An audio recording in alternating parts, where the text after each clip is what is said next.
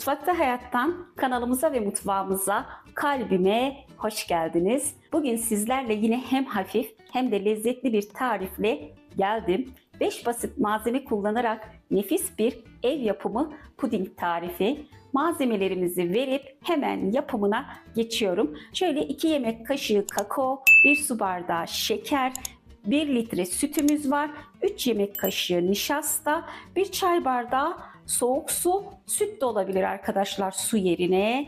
Artı şöyle güzelce tatlımızı yine süsleyebilmek için muz olabilir, Hindistan cevizi, fındık ve bunun gibi süsleyebiliriz üzerine. Tatlımızı yapmadan öncelikle şeker ve kakaomuzu şöyle tenceremize alıyorum arkadaşlar.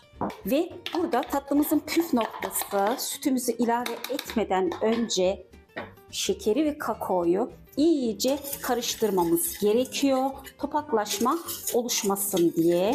Hatta kakaonuzu bir elekten geçirirseniz o da iyi olur diyebilirim. Şöyle eze karıştırıyorum. Evet, iyice kaşığın arka kısmıyla eze karıştırdım. Kakaomuzun topaklaşmış kısmı şekerde açılmış oldu. Hemen sütümüzü ilave ediyorum. Yine bir şöyle köy sütü arkadaşlar. 1 litre sütümüzü de ilave ettim. Şöyle güzelce tamamen karıştırdıktan sonra hemen ocağımızın başına geçiyoruz. Tatlımızı ocağa aldım. Şöyle ocağımızı da yaktım arkadaşlar. Burada yine tatlımızın püf noktası, pişene kadar karıştırma işleminden hiç vazgeçmiyoruz. Sürekli karıştıracağım tatlımızı. Öncelikle bir kaynamasını bekliyorum. Nişastamızı artı şöyle suyla güzelce öncelikle açacağım tatlımız kaynamadan önce. Ön hazırlığımızı da bu arada yapmış olacağım arkadaşlar. Nişastayı karıştırırken su değil de süt de ilave edebiliriz arkadaşlar. Ve iyice nişastamızı açıyorum katmadan önce. Tabii ki topaklaşmasın diye. Evet, ben devir alabilirim. Teşekkür ediyorum eşime. Tatlımızın öncelikle sosunun kaynamasını bekliyorum.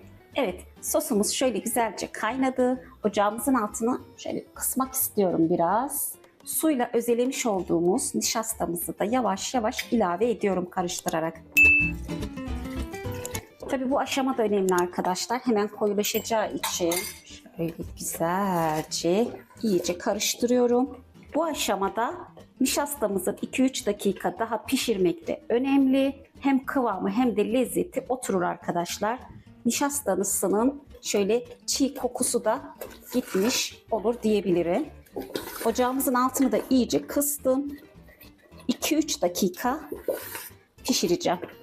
Burada kabuk bağlamasın, iyice soğusun diye karıştıracağım. İsterseniz streç filmle de güzelce kapatabilirsiniz. Üzeri kabuk bağlamasın diye servise gitmeden önce. Şöyle güzelce bir iç sıcağı çıksın diye öncelikle iyice karıştırmaya devam ediyorum. Ve doğru servise gidiyorum arkadaşlar. Evet, yine tarifimizi servis aldım. Birlikte yine tamamladık. Malzemeleri açıklama kısmına her zamanki gibi yazdım. Oradan bakabilirsiniz. Hiçbir katkı maddesi yok. Sadece evde bulunan malzemelerle hazırladığımız sağlıklı bir tatlı oldu. Tarif hoşunuza gittiyse beğeni artı abone desteği beni çok mutlu eder. Daha farklı lezzetli mis kokulu tariflerimiz de yine kanalımızda, bir göz atmanızı öneririm. Mutfakta hayat lezzet farkıyla, hafifliğiyle tekrar görüşmek üzere. Hoşça kalın.